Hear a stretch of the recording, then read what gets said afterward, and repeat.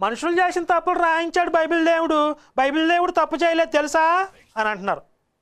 మేము షార్ట్ ఫిల్మ్లో తీసిందే ఆ విషయం. కానీ వీళ్ళకి అప్పుడు కూడా బలి వెలగట్లా. అంటే వీళ్ళని ఎంత అంధకారంలో ముంచేశారు అనేది మీరు ఇక్కడ అర్థం చేసుకోవచ్చు.